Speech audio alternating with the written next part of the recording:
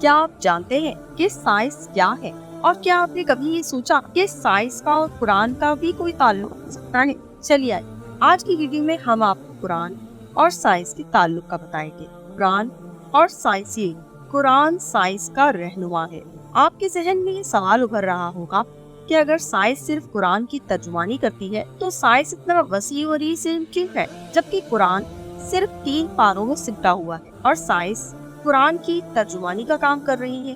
تو قرآن سائنس کے لیے کیسے کام کر رہا ہے؟ اس کا جواب یہ ہے کہ قرآن مختلف مضامین جیسے کائنات، تاریخ، معاشرت وغیرہ پر مشتمل، اور سائنس اس کے حصے کائنات کی ترجمانی کے ساتھ ساتھ قانون، نظریات اور تحقیقات کی صورت میں اس کی تشریح بھی کرتی ہے، جبکہ قرآن سائنس کی رہنمائی کا کام کر رہا ہے۔ مثال کے طور پر میڈیکل سائنس نے آج ہمیں بتایا کہ نر باپ کے بچہ جننے کی صلاحیت ہوتی ہے، جس کی مثال بھیڑ کا بچہ ڈولی ہے، مگر قرآن مجید نے ہمیں 1400 سال پہلے حضرت عیسیٰ علیہ السلام کی پیدائش کے ذریعے یہ بتا دیا تھا کہ بغیر باپ کے بچے کی پیدائش ممکن، کیونکہ قرآن مجید کے مطابق حضرت عیسیٰ علیہ السلام بغیر باپ کے صرف حضرت مریم علیہ السلام کے ذریعے پیدا ہوئے۔ یہاں یہ بات قابل ذکر ہے کہ میڈیکل سائنس کلوننگ کے ذریعے مادہ بچہ جننے میں کامیاب ہوئی، جبکہ قرآن حضرت عیسیٰ علیہ السلام کی پیدائش کے ذریعے یہ پیغام دیتا ہے کہ بغیر باپ کے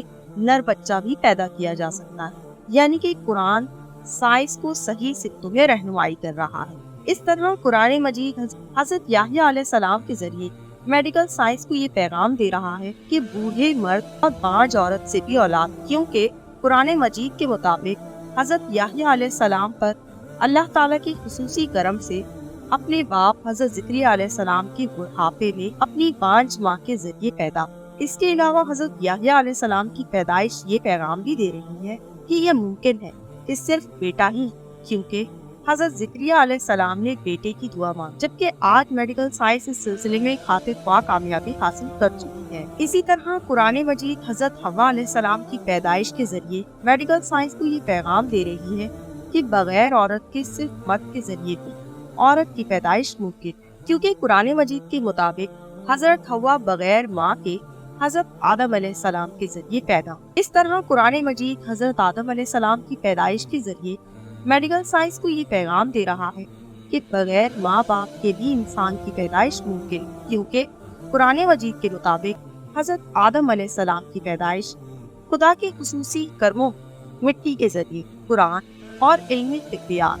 اب ہم علم طبیات یعنی فزکس کا قرآن کی آیات کی روشنی میں مطالعہ کرتے ہیں۔ نیوٹن نے کشش ثقل کا نظریہ پیش کیا، جس کی روح سے زمین ہر چیز کو ایک خاص قوت سے اپنی طرف کھینچتی ہے۔ قرآن مجید میں ارشاد ہوتا ہے، ان لوگوں پر جب کوئی مصیبت واقع ہوتی ہے تو کہتے ہیں کہ ہم اللہ تعالیٰ ہی کے لیے ہیں اور اسی کی طرف ہمیں لوٹ کر جانا۔ یہ آیت کریمہ اس وقت پڑھی جاتی ہے جب کسی کی روح اس کے جسم عنصری سے پرواز کر جائے۔ انسان بذات خود جسم اور روح کا مرکب ہے۔ جسم کا اصل مٹی یعنی زمین اور روح کا اصل خود خداوند کریم، جیسے کہ قرآن مجید میں ارشاد ہوتا ہے کہ ہم نے اس میں اپنی جو ہی انسان پر موت طاری ہوتی ہے تو جسم اپنی اصل یعنی زمین کی طرف لوٹ جاتا ہے اور روح اپنی اصل یعنی اللہ تعالیٰ کی طرف لوٹ جاتی ہے۔ اس بات کی تشریح حدیث شریف میں حضرت محمد مصطفیٰ صلی اللہ علیہ وسلم نے اس طرح سے کہ ہر چیز اپنے اصل کی طرف لوٹ کر جاتی ہے۔ تو دوستوں، ہم امید کرتے ہیں کہ ہماری آج کی ویڈیو آپ کو پسند آئی۔ اگر آپ کو ہماری آج کی ویڈیو پسند آئی تو ہمارے چینل معلومات کو لائک کیجیے اور شیئر کیجیے اور بیل آئیکن دبانا بالکل مت بھولیے تاکہ ہر نئی آنے والی ویڈیو کا نوٹیفیکیشن آپ کو مل سکے۔ اللہ حافظ۔